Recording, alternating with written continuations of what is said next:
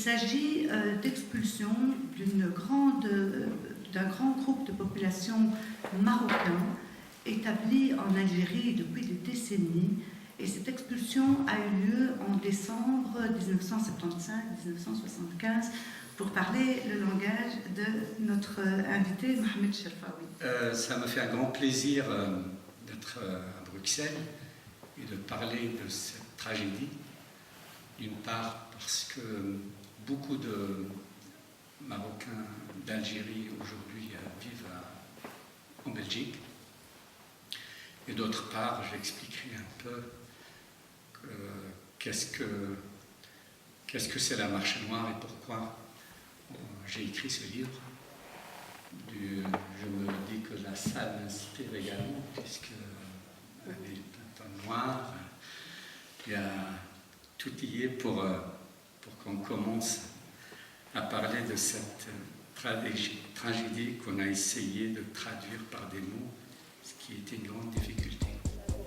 L'espace Meg nous a accueillis ce soir pour parler et présenter le livre de Mohamed Cherfaoui, La Marche Noire, que j'ai eu le plaisir et le grand honneur de pouvoir préfacer, et qui relate des faits qui se sont déroulés en 1975, en décembre 1975, quand l'Algérie a expulsé une grande partie de la population marocaine qui vivait à Alger depuis des décennies, parfois 50, 60 ans. Alors Mohamed a présenté ce livre La Marche Noire et il a expliqué le parcours de Issa. Issa est un jeune homme qui fait ses études, qui rêve d'être ingénieur et qui du jour au lendemain se voit brisé dans son rêve de jeune adulte. Il arrête bien évidemment ses études, il est expulsé avec ses parents. Alors heureusement, Mohamed a trouvé les ressources suffisantes, ou Issa a retrouvé les ressources suffisantes pour pouvoir rebondir et devenir effectivement l'ingénieur qu'il est aujourd'hui. Et c'était pour présenter donc ce beau parcours très douloureux, mais extrêmement intéressant parce qu'il permet de resituer un morceau d'histoire qui a été bafoué, qui a été ignoré, qui a été tu. Et j'ose espérer que le livre de Mohamed Cherfaoui ne sera pas le premier, que beaucoup d'autres suivront parce que nous avons besoin de nombreux témoignages pour faire en sorte de faire revivre ce morceau de l'histoire. Moi, c'est Karima Belkaïd et j'ai été très touchée d'être aujourd'hui ici pour le livre, pour la présentation du livre de Mohamed Cherfaoui. Et en fait, ça représente une grande partie de l'histoire de ma famille, puisque nous sommes originaires du Maroc, mais nous sommes nés en Algérie. Alors, il y a une partie qui a immigré ici en Belgique et l'autre est restée au Maroc. Et toute la famille du côté maternel, de mon côté maternel, de ma maman, eux ont été déportés d'Algérie ou expulsés. Mais comme le dit si bien Monsieur Mohamed, le mot expulsé, c'est pas la même chose que déporté. Et ça a une grande importance de faire la différence.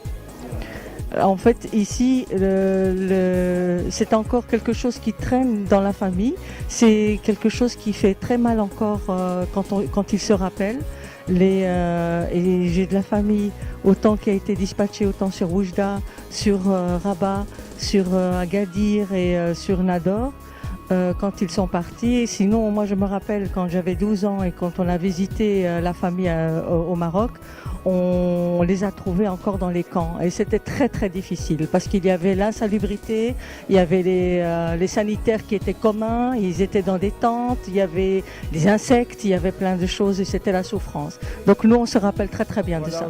Nous avons assisté à un récit très émouvant d'un auteur qui a vécu donc le drame des déportés marocains d'Algérie. Je suis encore sous le choc des émotions. Donc, c'est un travail de mémoire très intéressant qui a été fait, donc qui est fait par l'auteur du livre, donc Monsieur Mohamed Cherfaoui. J'espère une bonne continuation pour ce travail. J'espère aussi que beaucoup d'associations s'impliquent dans ce travail-là de mémoire ainsi que les autorités aussi, soutiennent et aident ce travail-là pour qu'il soit continué, pour que les générations futures sachent ce qui s'était passé en 1975. Voilà, bonjour, bonsoir à vous, je suis Khadija Belkaïd. Moi j'habite en Belgique, j'habite à Bruxelles. Mais cette problématique de ces muhajirines, de ces déportés, puisque maintenant on peut dire ce terme-là suite au livre de Mohamed d'aujourd'hui, il faut savoir que encore aujourd'hui, 42 ans plus tard, la cicatrice est vive. Nous avons de la famille qui est à Oujda, la famille qui est encore à Nador, qui sont des personnes qui vivaient en Algérie. Moi je suis née en Algérie. Donc quand je suis avec mes amis, mes frères algériens, je me dis algérienne. Quand je suis avec mes frères marocains, je suis marocaine. Pour moi c'est un tout. On ne peut pas être séparés, on ne peut pas. C'est tellement... mon père a grandi en Algérie, ma mère aussi. Donc quand on a appris ce qui s'est passé, c'était terriblement...